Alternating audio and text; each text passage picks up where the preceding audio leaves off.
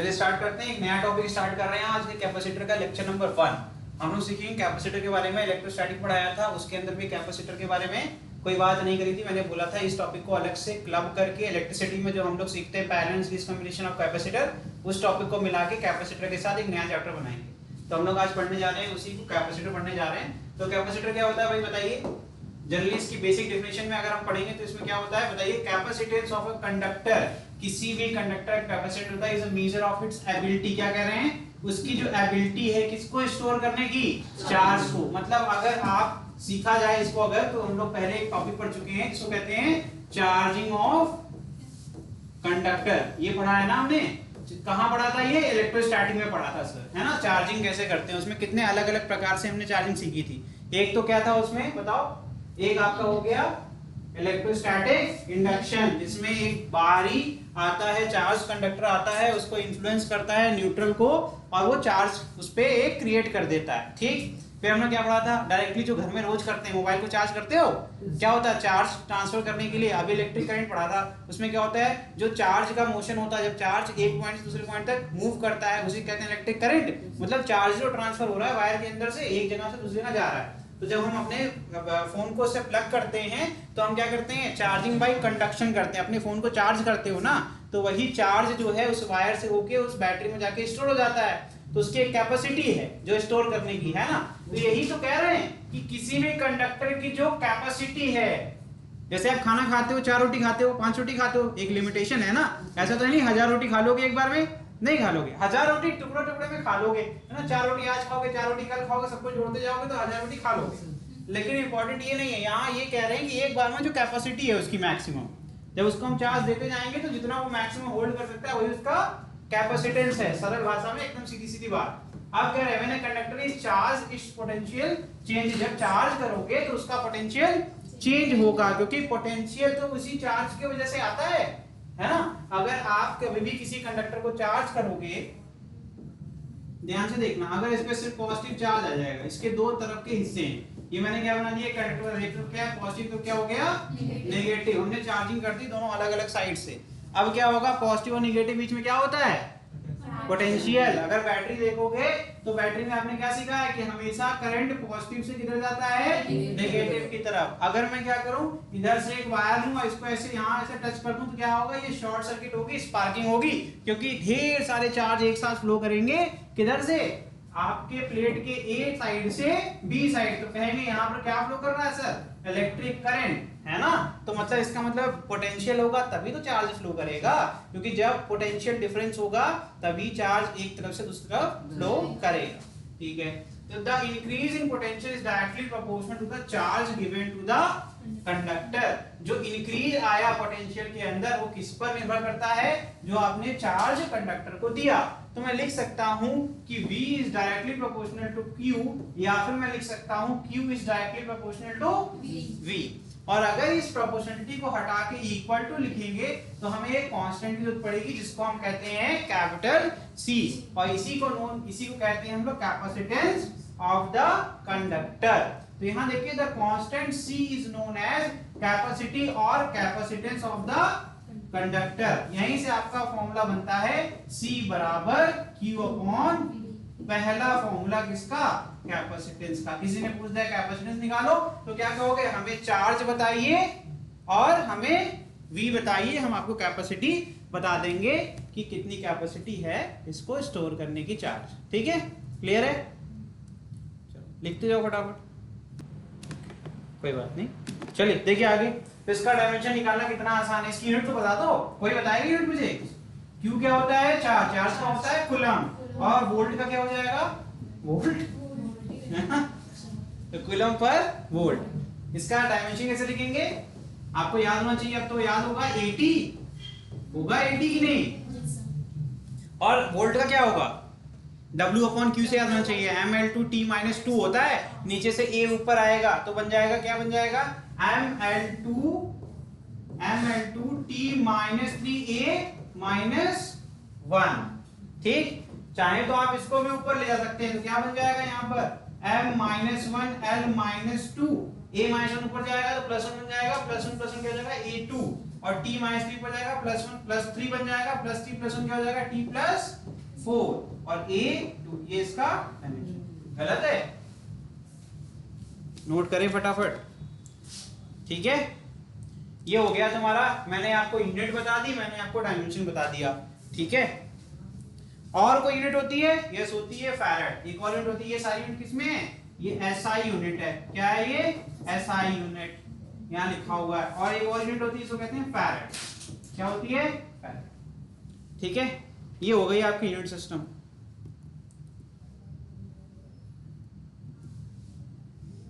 फटाफट आगे बढ़े, साइंटिस्ट के नाम पे रखा हुआ है। ठीक है, जैसे एम्पियर हो गया, है ना? ये सब आपको याद रखना। कूलम क्यों है? कूलम नहीं होना चाहिए, होना क्या चाहिए आपके हिसाब से बताओ? करंट सेकंड होना चाहिए था, एम्पियर सेकंड हो गया, है ना? लेकिन वो एसआई यूनिट हो गई आपकी। अब उसी के साइंटिस्ट के नाम पे भी रखी हुई है, फिजिक्स में कई जगह है ये चीज। ठीक, जिसने खोज करी उसके नाम पे रख दो।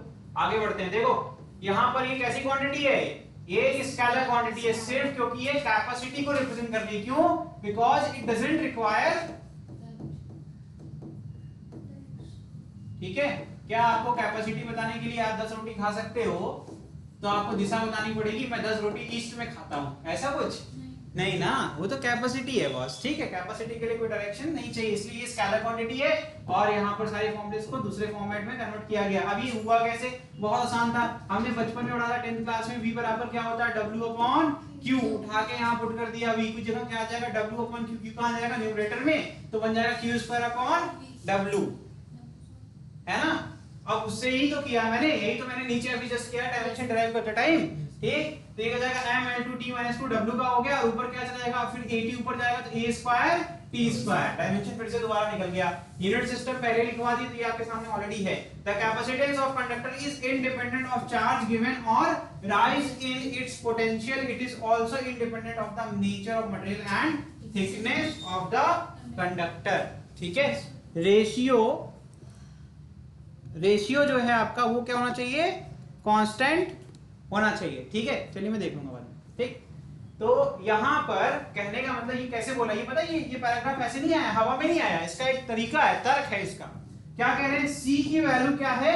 एक Q अपॉन V। आप देखो ध्यान से, अगर ऐसा कभी हो गया, जैसे मान लो ये 10 कूलम है, ठीक है, ये 10 कूलम है, ठीक, और यहां पर ये क्या है? वोल्टेज कितना है? 5 वोल्ट है। न्यूमेरिकल वैल्यू तो कट सकती है ना सर? यस, हो सकता है। तो ये जाएगा 2 कूलम पर वोल्ट, ये 2/1 आ गया। अरे ये क्या हो गया? इसका मतलब है कॉमन फैक्टर तो कट जाएगा, है ना? तो ऐसा नहीं है कि ये वैल्यू रिपीट नहीं हो सकती, ये बार बार रिपीट हो सकती है। इसका मतलब है कि एक्चुअल वैल्यू पे ये डिपेंड ही नहीं कर रहा, एक्चुअल वैल्यू पर डिपेंड ही नहीं कर रहा है कैपेसिटेंस। समझ में आया? वही लिखा हुआ है, capacitance of conductor is independent of. जबकि जब कोई पढ़ेगा डायरेक्टली कहेगा ये गलत है, लेकिन जब उसको एग्जांपल साथ देखोगे तो समझ में आएगा वो सही लिखा हुआ है। ठीक है, समझ में आ गया? इस तरीके से इसको पढ़ना है। आगे बढ़े? ठीक है, ये बेटा आपने पहले लिख लिया, दोबारा लिख रहे हो, पीछे लिखवा दिया था। ठीक है, ये पहले लिखवाया, देखो यहाँ लिखवाया, ये लिखा है ना, ये तुमने लिखा हुआ है। ठीक, परेशान मत हो, जहां इंपॉर्टेंट होगा वो हम बता देंगे। देखिए यहां पर अगर थ्योरेटिकली देखा जाए, ऐसे तो इनफाइनाइट अमाउंट ऑफ चार्ज आप स्टोर कर सकते हो किसी भी गिवन कंडक्टर में, क्योंकि वहां पर ऐसी कोई लिमिटेशन डेफिनेशन में तो है ही नहीं ना। वो कहते हैं चार्ज देते जाओ और पोटेंशियल देते जाओ, उसका रेशियो होगा। ठीक, लेकिन प्रैक्टिकली ये पॉसिबल है? अरे भाई क्वांटाइजेशन पढ़ा था हमने, चार्ज का क्वांटाइजेशन कहां पढ़ा था? इलेक्ट्रोस्टैटिक में पढ़ा था, तो वहीं समझ में आता है ये तो इम्पॉसिबल है। बस ये हाइपोथेटिकली कह सकते हो कैपेसिटेंस ऑफ एनी कंडक्टर क्या है? वो इनफाइनाइट है, अनंत है। अनंत मतलब देते जाओ, वही बात हो गई, तुम्हें रोटी देते जाओ, तुम खाते जाओ, ये हो सकता है? पेट फट जाएगा तुम्हारा, है ना? However, practically the electric field becomes so intense that it causes क्या होता है? Ionization of the medium. ये होता क्या है? कहने का तात्पर्य ऐसा है, अगर एक तरफ ढेर सारे चार्ज इकट्ठे हो जाएं, ठीक है, ढेर सारे, ठीक है, इनफिनिट चार्ज, तुम इमेजिन करो कितने ढेर सारे चार्ज हैं, ठीक है, तो क्या होगा? यहाँ पर निगेटिव चार्ज है, इनके बीच में क्या है? एक छोटी सी डिस्टेंस है, ठीक है, जिसको सेपरेशन भी कहते हैं। मैंने 2 प्लेटें बना दी, ठीक है, धीमे धीमे हम कैपेसिटेंस के एक्चुअल स्ट्रक्चर की तरफ बढ़ रहे हैं। ठीक है, तो यहाँ पर ध्यान से देखो, अगर ढेर सारा चार्ज यहाँ इकट्ठा होता जाएगा तो क्या करेगा ये? नेगेटिव चार्ज को, अच्छा इसकी जगह तो लिमिटेड है ना? जैसे एक सीट पर अभी 2 3 4 लोग बैठे हों, ठीक है, और उस पर 50 लोग बैठ जाएं तो क्या होगा? सीट या तो टूट सकती है ना। अरे ये मान लेते हैं कि तुम सब एक दूसरे के ऊपर बैठे हो, कोई दिक्कत नहीं है, लेकिन सीट की तो कैपेसिटी है ना। तो अब यहाँ क्या होगा, यहाँ ढेर सारे चार्ज जब एक्यूमुलेट हो जाएंगे तो आयनाइजेशन मतलब जो मीडियम है उसको भी क्या कर देगा? कंडक्टिव बना देगा। कभी देखा है जो हाई वोल्टेज लाइन होती है वहां पर जब कभी भी आपका चेंज ओवर होता है, मतलब जब उसमें देखो इंस्टाग्राम चलाते ही होगे, हजारों रील्स देखी होगी, उसमें एक स्पार्क बनता है, ऐसे हवा में स्पार्क बनता है जब उसको अलग करते हैं दो वायर को, है ना। तो वो स्पार्क कैसे बन जाता है? अब आपको भी पता है कि जब दूरी होगी दो वायर के बीच में तो करंट कंडक्ट नहीं करेगा, लेकिन एयर मॉलिक्यूल्स को अगर मैं क्या कर दूं? चार्ज कर दूं। क्या कर दूं? चार्ज कर दूं, तो ये मेरे लिए एक रास्ते की तरह काम करेगा। अगर ये चीज समझ नहीं आ रही तो बिजली कैसे गिरती है भाई? बिजली भी तो गिरती है, हवा से ही तो होके आती है। तो होता क्या है, इतना हाई वोल्टेज होता है, इसकी वजह से क्या होता है भाई? इन्फ्लुएंस क्रिएट हो जाता है। इलेक्ट्रोस्टैटिक इंडक्शन भूल गए? इलेक्ट्रोस्टैटिक इंडक्शन भूल गए? कैसे भूल सकते हो? वहां पर भी तो जो आपका स्फीयर हुआ करता था वो क्या था? न्यूट्रल था। न्यूट्रल था, तो जब कोई इन्फ्लुएंस क्रिएट करेगा तो अपना नेचर चेंज करेगा कि नहीं करेगा? अब क्या होगा, जब आपका क्लाउड जो होते हैं, है ना, जो क्लाउड्स होते हैं उस पर चार्ज कैसे एक्यूमुलेट होता है? जब दो बादल एक दूसरे को ऐसे पास करते हैं तो एक फ्रिक्शन होता है, रबिंग होती है दो आपके क्लाउड्स के बीच में। जब वो मूव करते हैं तो एक के ऊपर से एक जाता है तो उससे रबिंग होती है। जो सबसे डेंस होता है उसकी हाइट क्या होती है? बहुत नीचे आ जाता है, बहुत, क्योंकि हैवी हो जाता है पानी की वजह से, और रबिंग भी हो रही है तो उसके ऊपर एक चार्ज एक्यूमुलेट हो गया। अब जब वो सबसे लोअर जो उसका स्टेज है उस पे आ चुका है वर्षा के पहले या वर्षा के दौरान, तो क्या होता है? अर्थ क्या है? Super conductor. देते जाओ हम लेते जाएंगे, है ना। तो क्या होता है? नियरेस्ट पार्ट में। पेड़ पे ही क्यों गिरती है? पेड़ सबसे अच्छा तरीका है उसको नीचे उतरने का, क्योंकि उसकी हाइट भी है और उसके करीब भी है। अब क्या होगा? हाई वोल्टेज, ढेर सारे चार्ज अगर इस पे इकट्ठा हो गए, ठीक है, ढेर सारे चार्ज इकट्ठा हो गए, वहां तो बहुत लार्ज अमाउंट ऑफ चार्ज है ना, तो उससे क्या होगा? वो आसपास की एयर को क्या करेगा? इन्फ्लुएंस करेगा, उसका पोलैरिटी चेंज होगा। तो वो एयर मॉलिक्यूल्स में भी पानी भी होता है, पानी तो अच्छा कंडक्टर होता है, मिनरल्स के साथ हो तो और मजा आ जाएगा, है ना। आपको पता है प्योर वाटर में इलेक्ट्रिसिटी कंडक्ट नहीं करेगी, सॉल्ट वाटर में करेगी, ठीक। अब उससे फायदा क्या है कि अब जब आपको रास्ता मिल जाएगा तो कभी ऐसे नहीं तो सीधी गिरेगी, देखो, है ना। वो क्या होता है? जहां से रास्ता बन रहा है वहां से चले जाएंगे, ठीक। अब वो कहां गिरेगी? पेड़ पे गिरेगी। पेड़ पर क्या होती है? पत्तियां, वो क्या करेंगी? ढेर सारे पानी को इकट्ठा रखेंगे अपने पास, है ना, और वहां से आसानी से वो कहां जा सकता है? उसके रूट्स के थ्रू, है ना। होगा कि नहीं होगा? इसी प्रोसेस कहते हैं आयनाइजेशन, क्योंकि उसने क्या किया? एयर मॉलिक्यूल्स को एक पोलराइज कर दिया किसी एक चार्ज के फॉर्मेट में। अब क्या होगा? यहां से ये जंप करेगा, इस पे जाएगा, फिर इस पे जाएगा, फिर इस पे जाएगा, इस पे जाएगा, और यहां पे जाके वापस से उसके करीब पहुंच जाएगा। इसीलिए कहते हैं जो हाई टेंशन वायर होती है तो उसमें पहले से बता देते हैं कि इतनी कम से कम दूरी होनी चाहिए। कहते हैं गांव में कि हमको खींच ली बिजली, एक बड़ा सेंटेंस है, ट्रेंड है। कहते हैं गांव किसान कहता है कि हमको बिजली खींच ली, हमको डर लग रहा है, या उनको फलाने को खींच ली और वो मर गए, है ना। तो क्या होता है? वही सेफ डिस्टेंस के अंदर जब चला जाता है तो वो, क्योंकि जो आपके एयर मॉलिक्यूल जो कि आपको दिख नहीं रहे हैं वो ऑलरेडी क्या है? आयनाइज्ड है, मतलब वो रेडी है कि मुझे कंडक्टिविटी के लिए आप कुछ दो, दूसरा एंड दो, जहां पे सर्किट क्या हो जाए? क्लोज हो जाए, है ना। वो ओपन सर्किट की वजह से नहीं हो पा रहा, लेकिन जैसे ही आप उस रीजन जाओगे आपकी बॉडी क्या होती है? कंडक्टर है ना, करंट आएगा ना करंट अंदर, तो क्या होगा? लार्ज अमाउंट ऑफ करंट आपके अंदर जाएगा और आप क्या हो जाओगे? निपट गए। कहेंगे एक थे फलाने, है ना, और वो अब नहीं रहे, उनको बिजली ने खींच लिया। बिजली खींचती हुई इसकी नहीं है भैया। तुम अगर आयनाइज्ड एयर मॉलिक्यूल्स के बीच पास जाओगे तो चुपचाप high amount of charge flow करेगा आपकी बॉडी से, और उससे आपका टेम्परेचर बहुत ज्यादा रेज करेगा, और जितनी मौतें होती हैं इलेक्ट्रिसिटी से सारे के सारे काले हो जाते हैं, राख हो जाते हैं, है ना। एक सेकेंड में तुम्हें हम 1000 रोटी खिला दे तो क्या होगा? फट जाओगे। वही होता है हम लोग के साथ, ठीक है। इतने ढेर सारे चार्ज जब फ्लो करते हैं बॉडी के ऊपर तो क्या होता है? टेम्परेचर बहुत जल्दी से ऊपर चला जाता है। मतलब आप इग्निशन टेम्परेचर छोड़ ही दो, आग लगने से पहले तुम राख बन गए। मेरी बात सुनना, बहुत अच्छी चीज बता रहे हैं, भले हंसी मजाक बता रहे हैं, लेकिन बड़ी इंपॉर्टेंट बात है। आग लगने से पहले आप राख हो गए। अगर बहुत लार्ज टेम्परेचर होगा ना तो आपको फायर दिखेगी नहीं, आप सीधे प्रोडक्ट बन जाओगे। सच बता रहे हैं, आप फायर लगाते हो तो पहले फ्लेम आता है, फ्लेम खत्म होता है, फिर क्या बनता है, राख बचता है ना। जब बहुत हाई टेम्परेचर होगा तो वो फ्लेम भी नहीं दिखेगा, खत्म, सीधे राख हो गए। ठीक है, ये होता है। ठीक है, चलिए आगे देखिए। कंसेक्वेंटली द चार्ज ऑन कंडक्टर, क्या कह रहे हैं, जो चार्ज है किसी भी कंडक्टर के ऊपर वो लीक हो रहा है, रिड्यूसिंग इट्स पोटेंशियल। सोचा था कि इनफिनिट चार्ज मिलेगा तो पोटेंशियल बढ़ जाएगा, लेकिन हुआ कुछ और। ठीक है, हुआ कुछ और। ऐसा क्यों हुआ अभी बताया। तो बेसिकली इनके बीच में इतना अच्छा एनिमेशन बना हुआ है। अब ये चार्ज एयर के थ्रू क्या कर रहा है, सर्किट को कंप्लीट कर ले रहा है, और ये देखो यहां से आ रहा है, यहां से फ्लो कर गया। इसी पे बड़ा ही चर्चा होगी आगे चल के, है ना। यहां से बनेगा डिस्प्लेसमेंट करंट। क्या बनेगा, हमें ऐसा लगता है कि दो कैपेसिटर के बीच में जगह है तो वहां से करंट कंडक्ट नहीं हो रहा है, लेकिन होता है। क्योंकि अगर नहीं हो रहा होता तो ये आगे क्यों फ्लो कर रहा है चार्ज। ये एनिमेशन यही समझाने की कोशिश कर रहा है कि जो तुम्हें दिख नहीं रहा वो एक्चुअल में हो रहा है। ठीक है, क्योंकि हमारी आदत क्या है, जो आंख देखेगी उसी को मानेंगे, लेकिन फिजिक्स कहती है जो नहीं दिख रहा है उसमें भी देखने की कला होनी चाहिए।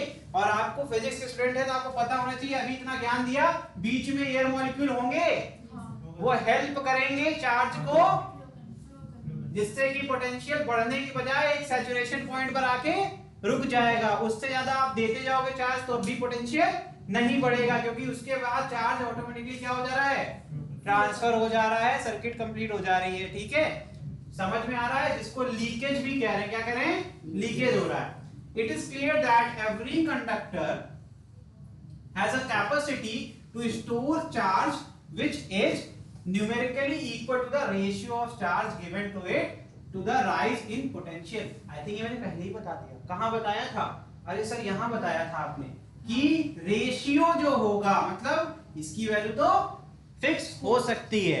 अब अगर आपने यहाँ 10 की जगह क्या कर दिया, 20 कर दिया, और 5 की जगह क्या कर दिया, 10, मैंने तो पोटेंशियल इंक्रीज कर दिया, देखो आपके सामने। अब मैंने चार्ज को भी इंक्रीज कर दिया, लेकिन अभी भी कैपेसिटेंस कितना है कि नहीं। समझ में आया ये कौन सा पॉइंट है। अब इसके बियॉन्ड करते जाओ, कुछ नहीं होना। ठीक है, तो अंशुल आज आई हैं हमारे बीच में, और बेटा हम लोग पढ़ रहे हैं कैपेसिटेंस। ठीक है, थोड़ा लेट हैं आप, इसलिए आपको हो सकता है कुछ चीज समझ में ना आए, तो डाउट पूछ लेना इस पे ऐप के ऊपर चैट सेक्शन में। ठीक है, शर्माने कोई आवश्यकता नहीं है, एकदम आराम से पढ़िए, कोई भी डाउट है आप मुझसे डायरेक्टली पूछिए। ठीक, चलो आगे बढ़ते हैं। ये एनिमेशन समझ में आ रहा है कि नहीं आ रहा, फिर से समझाना है क्या। ये सिंपल है, दो प्लेट ले ली हमने, मतलब सिंपल सी दो प्लेट आप उठा लो, आयरन की शीट ले लो। ठीक, उससे क्या किया हमने, यहाँ पर ये क्या किया, इसको कनेक्ट किया हुआ है, किससे, वायर से हमने यहाँ कनेक्ट कर दिया, जिसको यहाँ पे उसके एनिमेशन में ऐसा दिखाया गया है कि ये कंडक्टिव प्लेट है। ठीक, अब इससे क्या हो रहा है, हम यहाँ से इसको चार्ज दिए जा रहे हैं। ठीक, अब उसके बाद हमने ये पाया, जबकि मुझे सामने से दिख रहा है कि इसके सेपरेशन है, स्टिल मैं देख रहा हूँ कि यहाँ एमीटर लगा के करंट फ्लो कर रहा है। तो वो करंट कैसे फ्लो कर रहा है, जो लीक हो रहा है ना। ऐसा नहीं होगा स्टार्टिंग से फ्लो करेगा, जब तक ये फुल्ली चार्ज नहीं हो जाता तब तक वो जीरो होगा, और जब ये फुल चार्ज हो जाएगा उसका फर्दर इंक्रीज करेंगे तो क्या होगा, जो अभी सिखाया मैंने, लीक होगा, जिससे कि पोटेंशियल ड्रॉप होगा। ठीक है, समझ में आ गया। चलिए तो आगे देखिए, तो राइज इन पोटेंशियल, देखिए given to it the rise in potential depends on its shape and size. वो किस पे डिपेंड करता है, उसकी शेप और साइज के ऊपर, और साथ साथ में बहुत इंपॉर्टेंट है उसके सराउंडिंग मीडियम के ऊपर भी डिपेंड करता है। पानी में डाल दोगे तो अलग हो जाएगा, तेल में डाल दोगे तो अलग हो जाएगा, एयर में रहेगा तो अलग हो जाएगा। सबसे सुटेबल क्या है, एयर। ठीक है, लेकिन टेम्परेचर राइज होता है तो हमें इसको क्या करना पड़ता है, ऐसा भी सब्सटेंस लगाना पड़ता है आसपास, मीडियम चेंज करना पड़ता है, जिससे कि क्या हो, हीट को एक्सट्रैक्ट करने। आपको पता है जितने भी न्यूक्लियर पावर प्लांट होते हैं, आपको लगता होगा कोई special type of material use करते हैं कूलिंग के लिए, विश्वास नहीं होगा। सबसे सरल तरीका है पानी।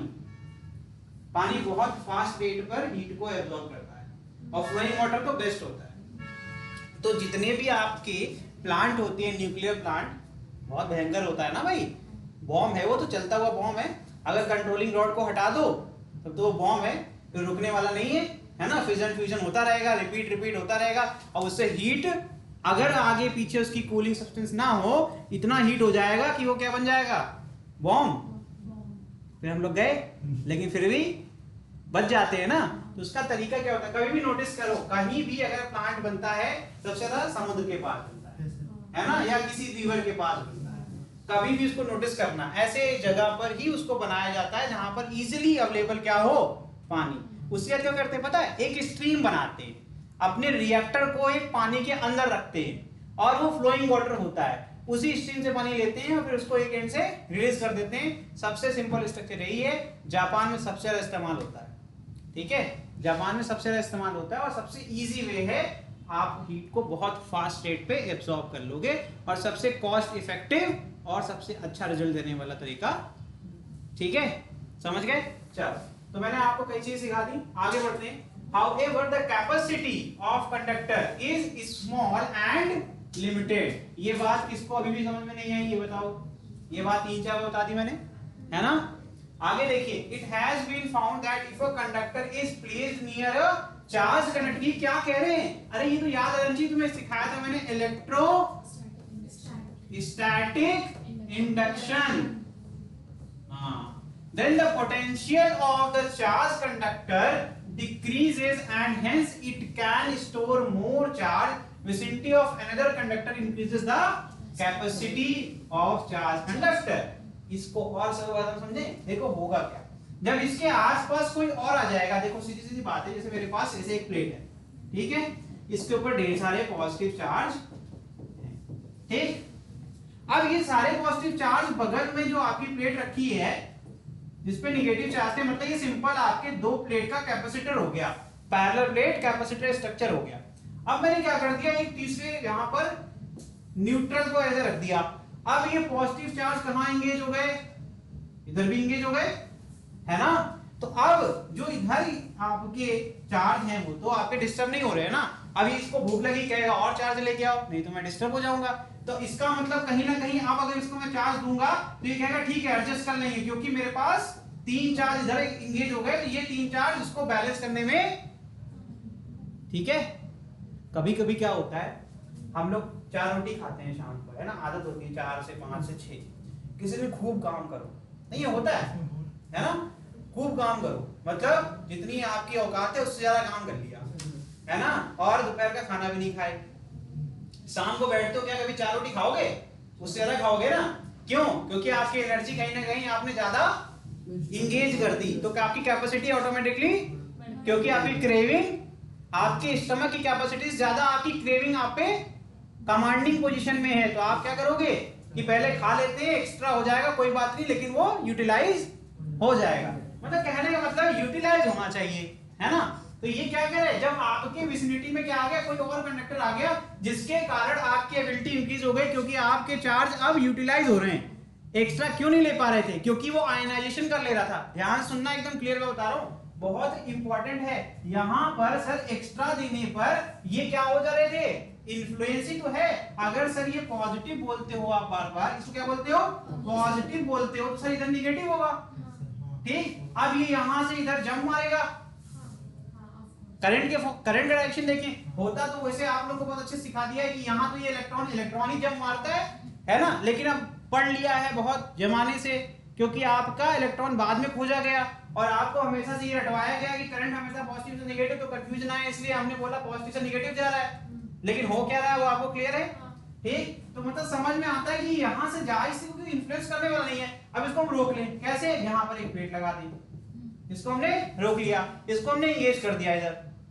अब जब ये एंगेज रहेगा तो जाएगा, क्यों जा रहा था, क्योंकि खाली था। यहां भी तो एंगेज ही हो रहा है ये, तो कहने का मतलब है कैपेसिटी इंक्रीज करने का एक ये भी तरीका होता है, ठीक है। यहां पर एक अच्छा एनिमेशन है, देखो इसको ध्यान से। यहां देखो बनाया, एक एरो बनाया हुआ है, विवादित एरो है, जब तक जानकारी नहीं होती है तो बच्चे लड़ जाते हैं ये कैसे हो रहा है, ठीक है। अब समझ में आ गया, ठीक है। अच्छा ये यहाँ पर देखो, ये माइनस प्लस माइनस प्लस अगर आपको दिख रहा हो, इसको कोई एक्सप्लेन कर देता तो मजा आ जाता। अगर आपके पास कोई जानकारी, ये मैं सिखाऊंगा आपको।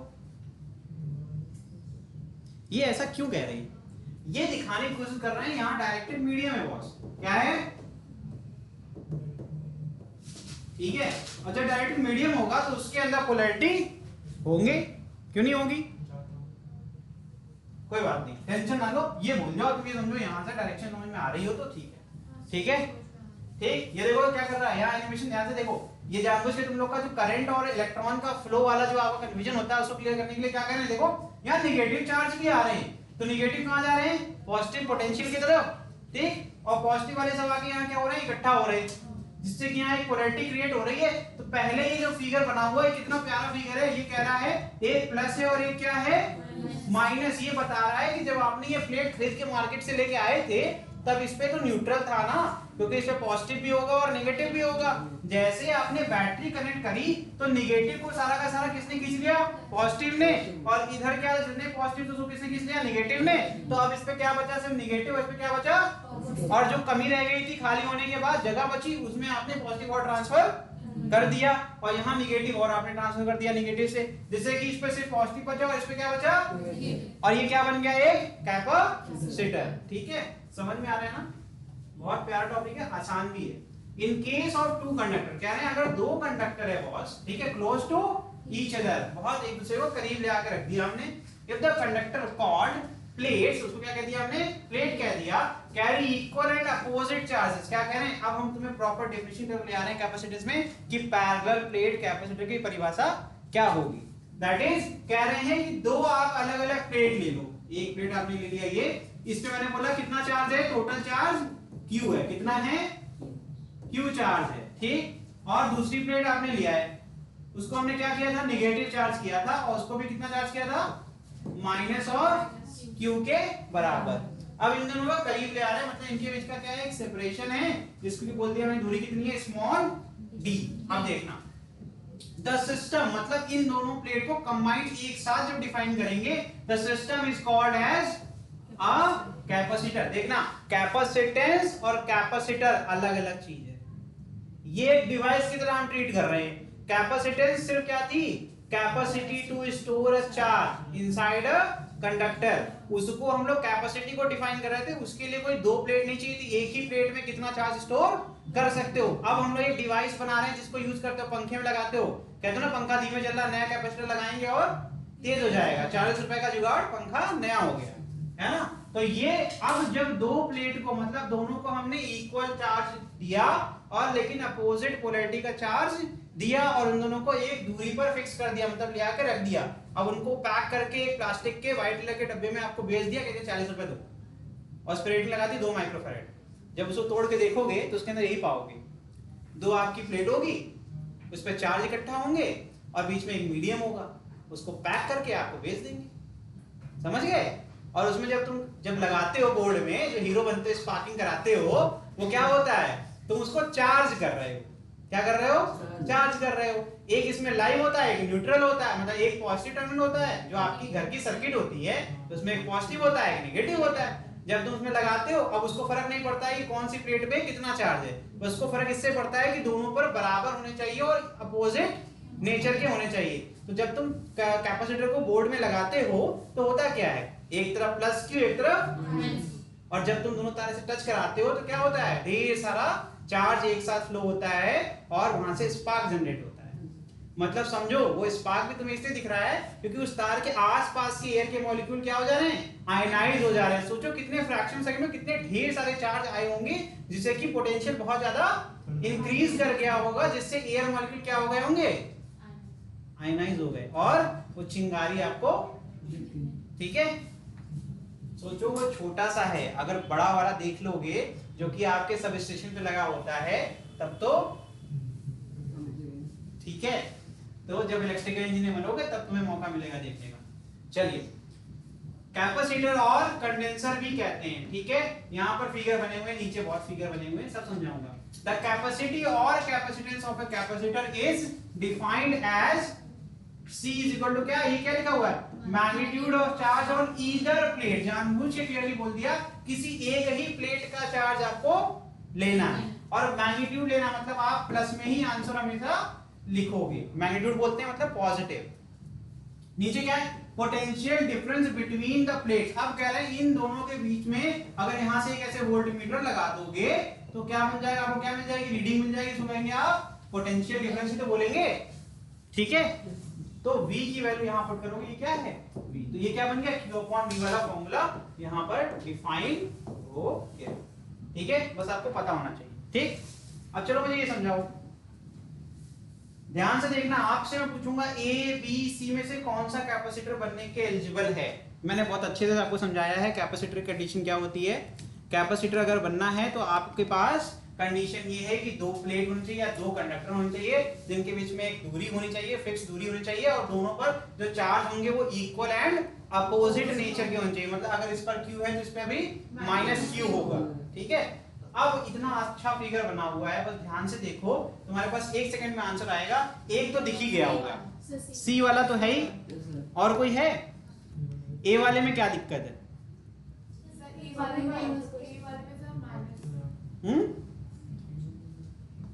ए और बी में क्या दिक्कत है? एकदम जस्टिफिकेशन का आंसर दो, मैंने अभी बहुत अच्छा हिंट दिया था आपको। अंशुल आपको समझ में आ रहा है? अनाहिता, महक, तृप्ति, सब लोग जवाब दो, चैट सेक्शन में जाके कमेंट करो उसमें। ठीक है,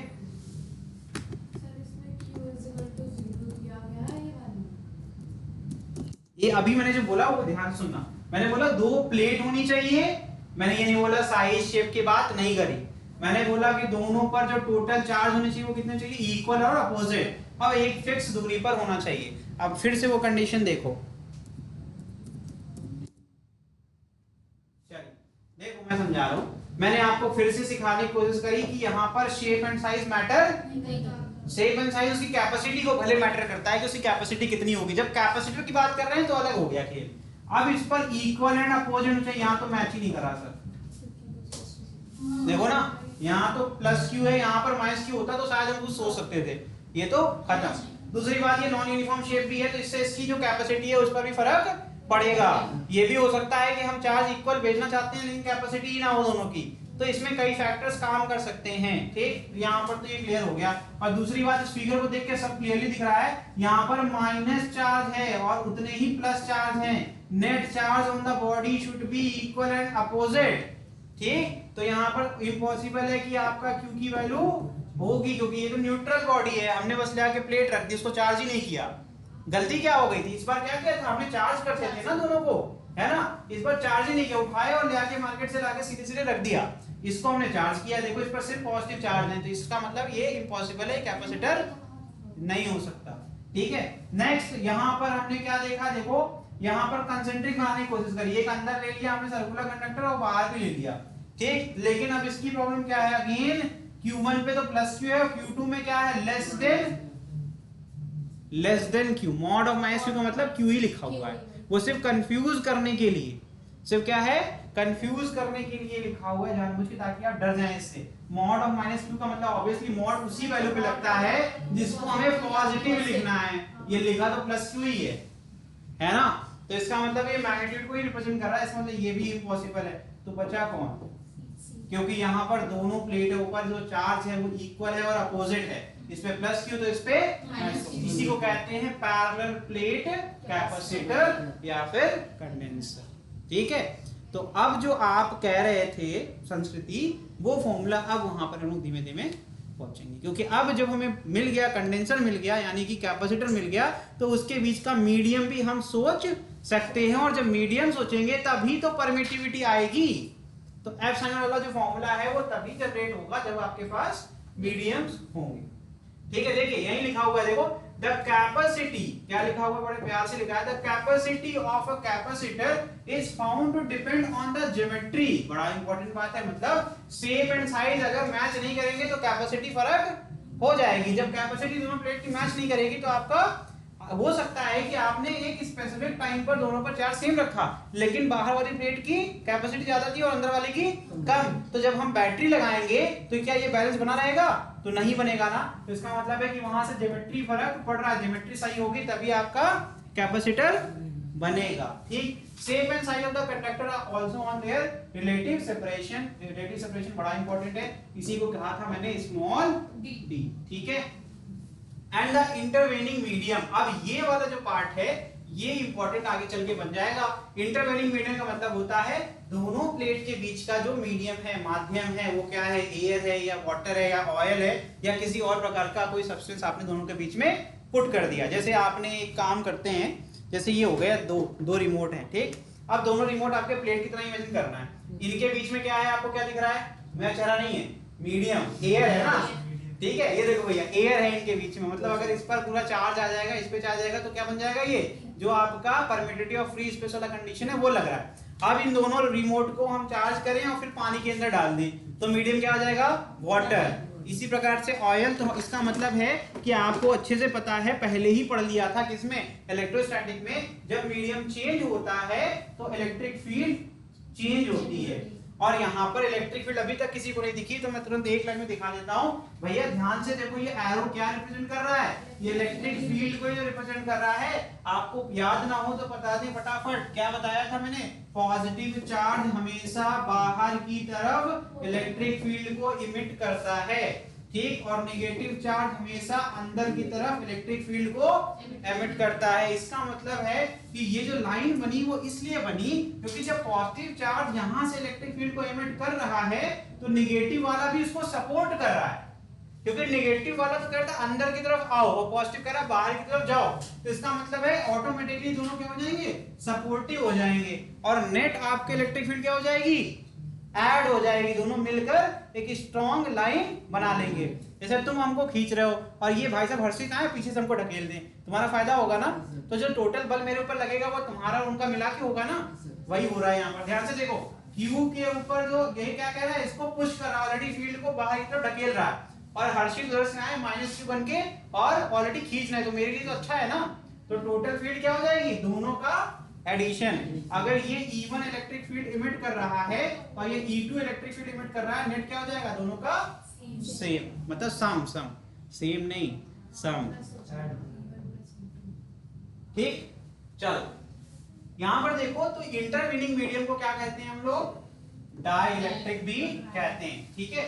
आगे नोट बड़ा इंपॉर्टेंट होता है, here also on it must be noted that the charge on the plate of a capacitor are equal and opposite. मतलब इतनी देर में अगर नोट करके कंक्लूजन करना है तो एक लाइन में लिख लेंगे कि जो चार्ज होनी चाहिए वो क्या होनी चाहिए दोनों प्लेट पर, इक्वल और अपोजिट। ये एक पॉइंटर बन गया। टोटल चार्ज क्या होगा, अगर कभी भी टोटल चार्ज निकालोगे पूरे सिस्टम पे तो क्या आएगा, 0, प्लस Q माइनस Q 0 हो जाएगा, ठीक। और उसके बाद कह रहे हैं all the electric line of force which originate from one plate terminate on the other. ये बात किसको समझ में नहीं आई, अभी समझाएगी, पढ़ लो कोई बात नहीं। कह रहे हैं जितनी भी आपकी इलेक्ट्रिक फील्ड की तरंगें निकल रही हैं प्लस Q से, वो हमेशा माइनस वाली प्लेट पर आके खत्म होती हैं। ध्यान से देखो ना, दिख रहा है कि नहीं दिख रहा है, और कहीं जाने का रास्ता है। जब उसको ऑलरेडी कोई सपोर्ट कर रहा है तो कहीं और क्यों जाएगा, है ना। तो इसका मतलब वो ऑलरेडी आपका प्लस से नेगेटिव, पॉजिटिव प्लेट से नेगेटिव प्लेट की तरफ जाएगी। आगे देखिए, अगर चार्ज, ये सब पॉइंटर बता रहा हूं, नोट करके लिखना स्टार बना के। If the charges on the two plate are not equal and opposite system will still have a capacity. Capacity तो होगी but will not be called as, क्या मैंने ये बात पहले नहीं बताई, इसके पहले बताया था ना, कैपेसिटी तो होगी लेकिन कैपेसिटर नहीं कहलाएगा। कैपेसिटर कहलाने की कंडीशन क्या है, दोनों पर इक्वल और अपोजिट चार्ज होने चाहिए। तो फिगर ए और बी कैपेसिटर नहीं है, उनकी कैपेसिटी हो सकती है लेकिन वो कैपेसिटर कभी भी नहीं हो सकते, ठीक है। समझ में आ रहा है ना। चलिए, ये क्या है भाई, वही डायग्राम है जो हम लोग इतनी देर से बना रहे थे। तो ये आपको, ये डायग्राम ध्यान से देखोगे, क्या है, a pair of conductor having opposite charges of equal magnitude is defined as condenser और वेपर। ये डायग्राम नोट्स में को बना के कंक्लूड करोगे, जो इतनी देर से हमने पढ़ा उसको कंक्लूड करोगे इस डायग्राम से, ठीक है। देखो ध्यान से, एकदम सिंपल है। यहाँ पर जानबूझ के वायर दिखाया गया है ताकि आपको दिखे ये बैटरी से कनेक्ट हो रहा है। इस पे तो येलो काम करेगा, इलेक्ट्रॉन का फ्लो है ना, तो ये नेगेटिव हो गया और ये पॉजिटिव। देखो ध्यान से देखो, बड़ा हमने ध्यान से बनाया। देखो यहाँ इलेक्ट्रॉन का एरो इधर था, इसीलिए मैंने आपको सिखाया हुआ है, जिधर इलेक्ट्रॉन फ्लो करेगा उसके अपोजिट डायरेक्शन में क्या होगा, करंट। सही है। चलो अभी ये करंट नहीं बताएंगे, क्यों, क्योंकि अभी मैंने आपको लीकेज वाला पढ़ाया नहीं, डिस्प्लेसमेंट करंट के बारे में सिखाएंगे। जब सिखा देंगे तब आपसे कहेंगे आप बनाना, तब आप यहाँ इसके अंदर भी करंट बनाओगे, ठीक है। अभी नहीं बनाना है, अभी कंफ्यूजन हो जाएगा। तो ये प्लस हो गया और ये क्या हो गया माइनस, इसीलिए ये माइनस वाली प्लेट हो गई और ये प्लस वाली। एनिमेशन तो दिखाई दिया था मैंने, ठीक।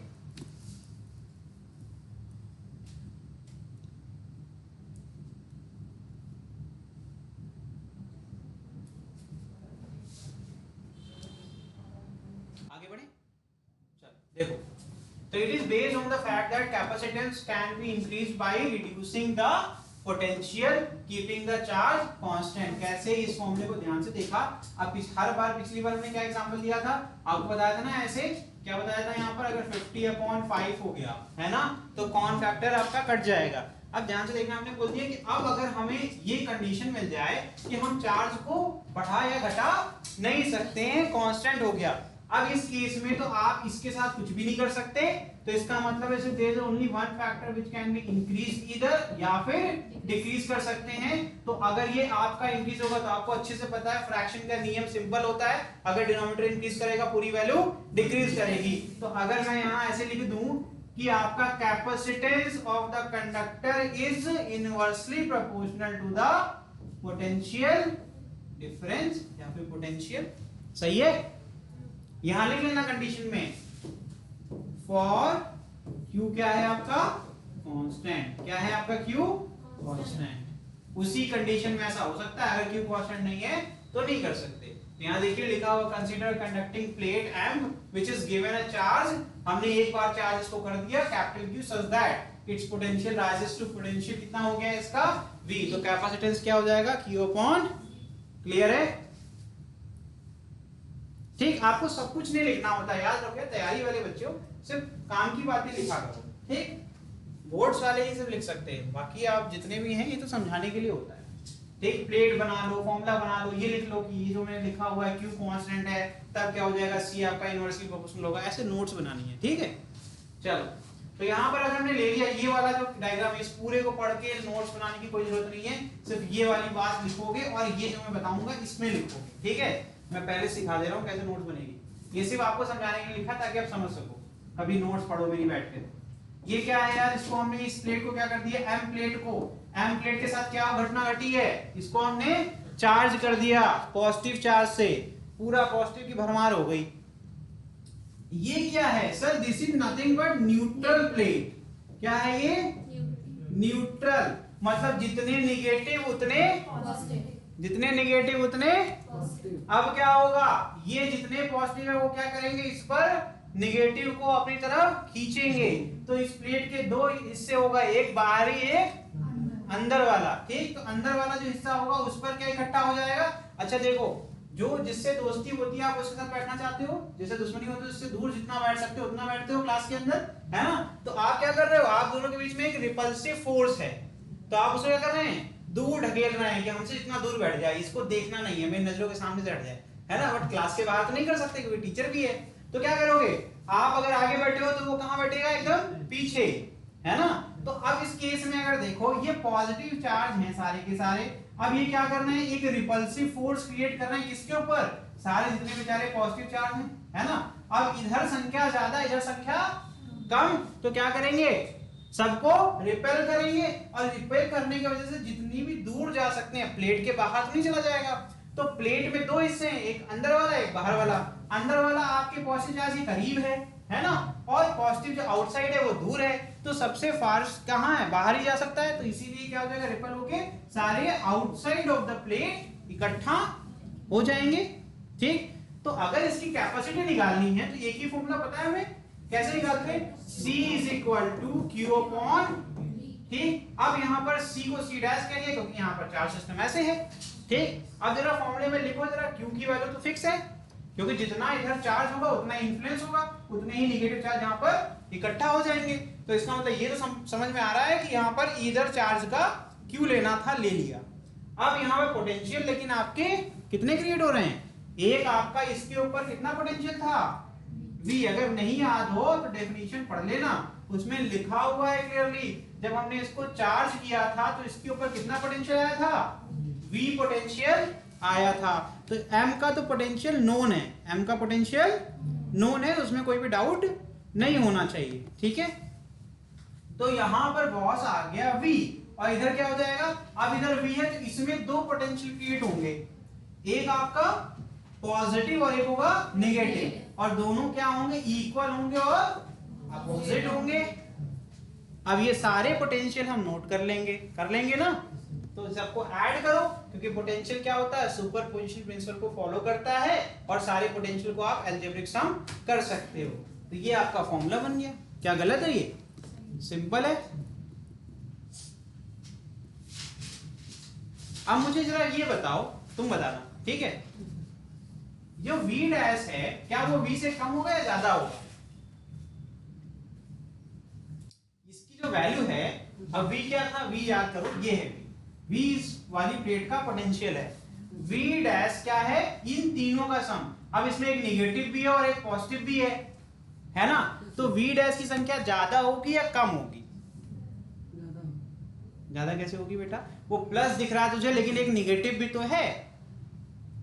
जो तुझे प्लस दिख रहा है वो तो अब अभी सिखाया था मैंने इसको, पहले कहां सिखाया था पता है? अभी दिखाते हैं, अभी बताते। ये क्या लिखा हुआ है, विसिनिटी ऑफ अनदर कंडक्टर। यहाँ एक ज्ञान दिया था मैंने ढेर सारा आपको, कि अगर एक्स्ट्रा आ गया एंगेजमेंट तो उससे क्या होगा, आपका पोटेंशियल डिस्टर्ब होगा, जिससे चार्ज आप और ज्यादा कैपेसिटेंस बढ़ जाएगा।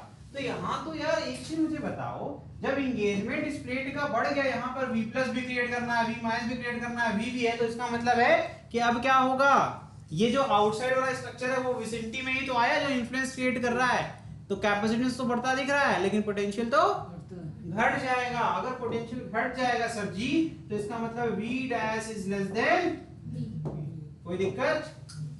लिख लो फटाफट।